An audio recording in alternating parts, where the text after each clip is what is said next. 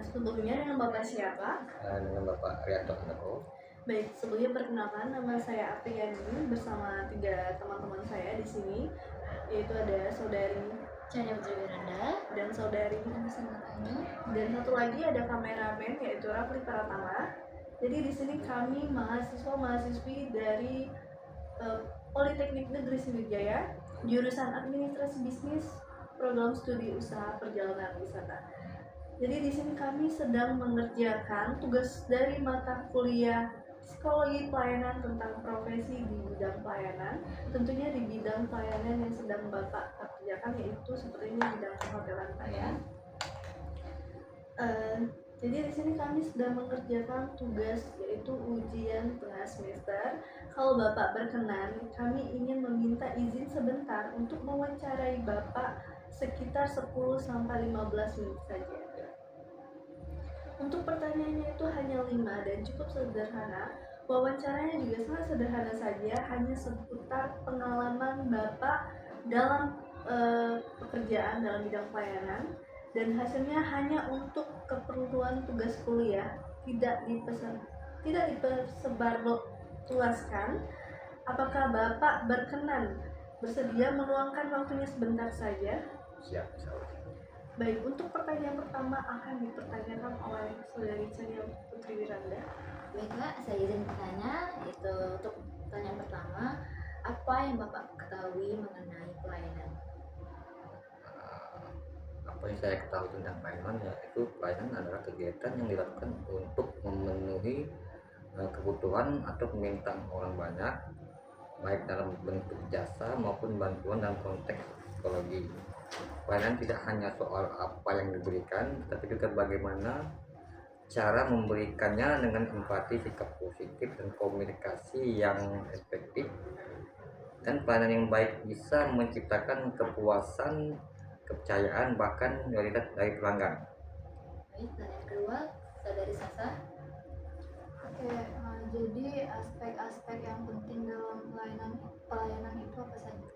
Untuk aspek-aspek penting dalam pelayanan ya ada beberapa aspek penting dan pelayanan antara lain komunikasi yang baik, verbal atau non verbal, sikap ramah dan sopan,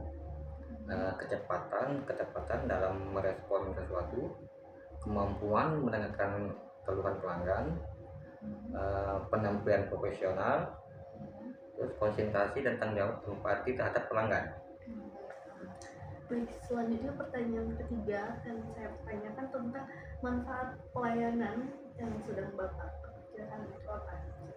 Untuk manfaat pelayanan, meningkatkan kepuasan pelanggan, membangun kepercayaan dan reputasi organisasi, menciptakan hubungan jangka panjang dengan pelanggan, meningkatkan loyalitas dan rekomendasi dari pelanggan, terus meningkatkan kualitas kerja dan motivasi karyawan di lingkungan pelayanan. Untuk pertanyaan keempat itu akan ditanyakan oleh Chania. Bagaimana manajemen atau pengelolaan emosi dalam pelayanan? Bagaimana manajemen pengelolaan emosi dalam pelayanan? Iya. Itu harus pegawai pelayanan harus mampu mengendalikan emosi, pastinya itu kan, terutama saat menghadapi pelanggan yang sulit atau sering marah-marah. Terus beberapa cara pengelolaan emosi antara lain ya menjaga bicara tetap tenang dan profesional, menghindari respon reaktif, lebih fokus pada solusi, melatih kesabaran dan empati, terus mengambil jeda saat mulai merasa frustrasi, terus belajar dari pengalaman untuk meningkatkan self control. Dan ini adalah pertanyaan terakhir yang akan dipertanyakan oleh Anissa Nuraini. Jadi tantangan dalam pelayanan di era sekarang itu apa saja tantangannya? Kalau tantangannya kami ya lebih tinggi ya. Yang pertama tingginya ekspektasi pelanggan yang cepat dan instan, tekanan dan media sosial, satu kesalahan bisa cepat viral itu kan sekarang kan pakai medsos kan. Terus digitalisasi pelayanan yang menuntut kemampuan yang teknologi, pelanggan yang semakin kritis dan beragam kebutuhannya. Terus ya jangan stres kerja karena beban kerja tinggi dan multitasking.